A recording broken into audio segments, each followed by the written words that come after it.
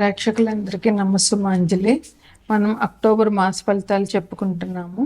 October మాస ఫలితాల్లో తదుపరి 12 రాశుల్లో తదుపరి రాశి వృశ్చిక రాశి. వృశ్చిక రాశికి అధిపతి కుజుడు. వృశ్చిక రాశిలో విశాఖ 4వ పాదము, అనురాధ 4 పాదాలు, జ్యేష్ఠ 4 పాదాలు ఉంటాయన్నమాట. ఈ గ్రహస్థితి ఎలా ఉంది అని అంటే కనుక వృశ్చిక రాశిని అధిపతిగా లగ్నంగా తీసుకుంటే కనుక కుంభంలో రాహు ఉన్నారు, మీనంలో శని ఉన్నారు, మిథునంలో గురువు ఉన్నారు, సింహంలో శుక్రుడు కేతువు ఉన్నారు, కన్యలో రవి బుధుడు ఉన్నారు, తులలో కుజుడు ఉన్నాడు. ఇది గ్రహాల స్థితిగతులు 1వ తారీఖుకి. అదే 3వ తారీఖున బుధుడు కన్య నుంచి తులకు వస్తారు, 10వ తారీఖున శుక్రుడు సింహం నుంచి కన్యకు వస్తారు, 18వ తారీఖున రవి కన్య నుంచి తులకు వస్తారు. ఇది గ్రహాల చలనం అన్నమాట. ఇక ఈ సెప్టెంబర్ 22 నుంచి అక్టోబర్ 2వ తారీఖు వరకు దేవి నవరాత్రులు జరుగుతున్నాయి. ఈ దేవి నవరాత్రులు చివరి 2 రోజులు అంటే అక్టోబర్ 1, 2 తారీఖులు మహిషాసుర మర్దిని రాజరాజేశ్వరి అవతారం జరిగింది. ఈసారి మనకి 11 రోజులు వచ్చినాయి. 22 నుంచి 2వ తారీఖు అంటే 11 రోజులు వచ్చినాయి. అమ్మవారిది ఒక అవతారం పెరిగినట్లు అన్నమాట. ప్రతి 10 సంవత్సరాలకి అమ్మవారిది కాత్యాయని అవతారం అని అది వస్తుంది అట్లాగా.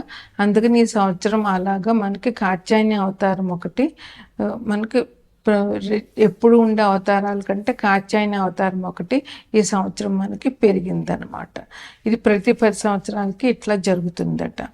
ఇంకా వృశ్చిక రాశిలో వాళ్ళకి ఈ మాసం ఎలా ఉంటుంది అంటే వీళ్ళు చాలా మంచి వార్తలు వింటారు, చాలా సుఖంగా ఉంటారు, వీరు శుభకార్యాలు చాలా చేస్తారు. ఇంకా ఏంటంటే కుటుంబంలో సౌఖ్యం కూడా ఉంటుంది. వీళ్ళకి ఆధ్యాత్మిక కార్యక్రమాలు చక్కగా నిర్వహిస్తారు. ఇంకా కళాకారులు, రచయితలు వాళ్ళు ఉన్నారండి. ఈ రాశిలో ఉన్న వాళ్ళకి చాలా మెరుగైనటువంటి ఫలితాలు ఉంటాయి ఈ రాశి వారికి. ఇంకా ఖర్చులు మాత్రం ఆదాయాన్ని మించిపోతాయి, చాలా ధన వ్యయం అవుతుందన్నమాట. అది కొంచెం జాగ్రత్తగా ఖర్చులు పెట్టుకోవాల్సిన అవసరం ఉంటుంది. వాహన ప్రమాదం కూడా జరుగుతుందేమో అనేటువంటి సూచనలు కనబడుతున్నాయి. మీకు పాత బాకీలు ఏవైతే ఉన్నాయో ఎప్పటి నుంచి రానటువంటి బాకీలు, ఆ బాకీలన్నీ కూడా వసూలు అవుతాయి. వ్యాపారంలో మాత్రం మంచి ధన లాభం ఉంది.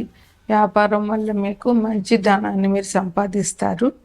కుటుంబం కూడా సౌఖ్యంగా ఉంటుంది. కుటుంబం వాళ్ళతోటి ఇంక మీరు శుభవార్తలు వింటారు. అధికారులు మన్నన పొందుతారు. విద్యార్థులకి మంచి అవకాశం, మంచి ఈ నెల బాగుంది. అందువల్ల వీళ్ళకి మంచిగా వాళ్ళు అనుకున్నగా చదవగలగడం, వాళ్ళు అనుకున్నటువంటి క్వశ్చన్స్ రావడము, లేదంటే వాళ్ళు తలుచుకున్నట్టుగా సబ్జెక్ట్ ఉండడము, లేదా సబ్జెక్టులు ఇదివరకు ఉన్నటువంటి డౌట్లన్నీ క్లియర్ అవ్వడము, ఇట్లాంటి వాళ్ళకి ఏవైతే ఇబ్బందులు చదువులో ఉన్నాయో ఆ ఇబ్బందులన్నీ ఈ మాసంలో తీరిపోతాయి అన్నమాట. ఇంక వ్యవసాయదారులకి ఒక మోస్తరుగా ఉంటుంది. వర్షాలు తగ్గినా కూడా ఇంకా కొంచెం దానికి సంబంధించిన నష్టాలు ఉన్న రైతులకి కొంచెం ఇబ్బందికరమైన వాతావరణమే ఉంటుందన్నమాట. ఇక మీరు మంచి వార్తలు విని శుభకార్యాలు చేస్తారు.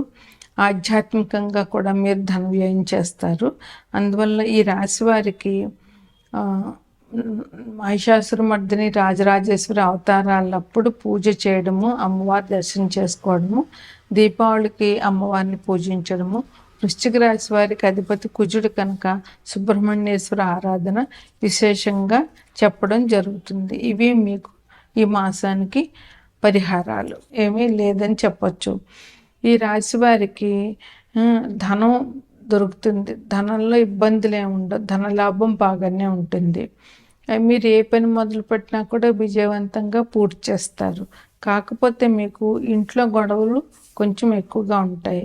మీరు వివాహ ప్రయత్నాలు ఎవరైతే వివాహం కావాలని అనుకుంటున్నారో వాళ్ళకి ఈ మాసంలో వివాహం కుదరడము, లేదంటే వివాహం అన్ని మ్యాచ్ సెటిల్ అయిపోయిన వాళ్ళకి పెళ్ళిళ్ళు జరగడము ఈ మాసంలో జరిగే అవకాశాలు ఉన్నాయి.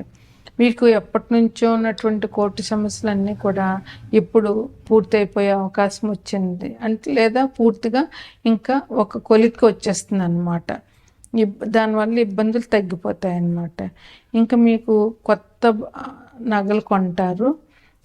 ఏ విషయమైనా కూడా వాయిదాలు వేయొద్దు. రేపు చేద్దాం ఆపు చేద్దామని అనుకోకుండా ఎప్పటి పని అప్పుడు పూర్తి చేయడం అనేటువంటిది ఈ మాసంలో మీరు చేయడం చాలా అవసరం. ఇంకా కొన్ని అశుభవార్తలు కూడా వినే అవకాశం మీ రాశి వారికి ఉంది. అందువల్ల జాగ్రత్తగా ఉండండి.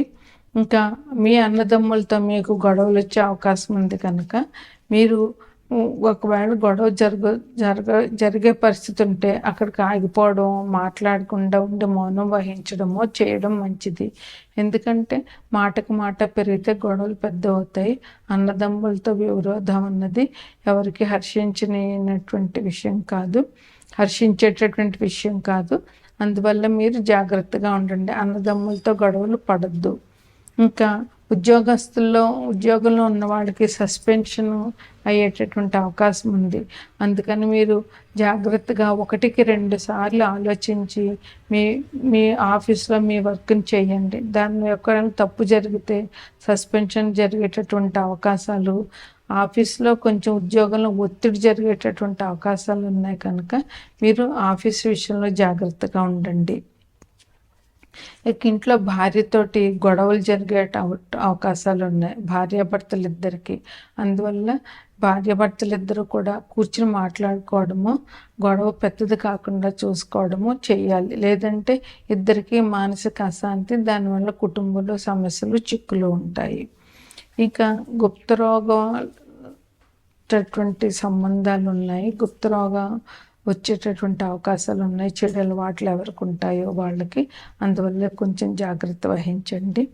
స్త్రీల మూలంగా వచ్చేటువంటి అపనిందలు, అవమానాలు కూడా ఈ రాశి వారికి గోచరిస్తున్నాయి.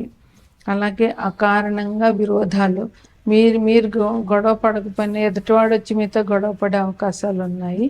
అప్పులు కూడా పెరిగేటటువంటి అవకాశం ఉంది.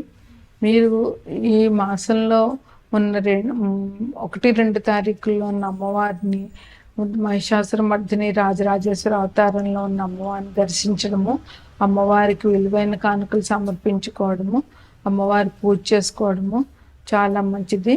అలాగే దీపావళి రోజున అమ్మవారిని పూజించడము, లక్ష్మీదేవిని అమ్మవారి గుడికి వెళ్ళి దర్శనం చేసుకోవడము.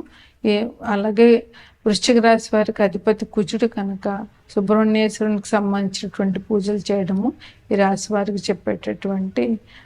కుంభరాశి వారికి అధిపతి శని భగవానుడు కనుక శనికి సంబంధించినటువంటి పూజలు అంటే ఎలాగూ ఈ నెల 22 నుంచి కార్తీక మాసం వస్తుంది కనుక విశేషంగా శని భగవానుడి ఈ కుంభరాశి, మకర రాశి వారు ఎవరికైతే ఏలినాటి శని ఉందో అంటే మేషరాశి వారు, మీన రాశి వారు వీళ్ళందరూ కూడా శని భగవానుడికి, మహాశివుడికి అభిషేకాలు చేయడము ఈ కార్తీక మాసం అంతా చాలా విశేషమైనటువంటి పరిహారం.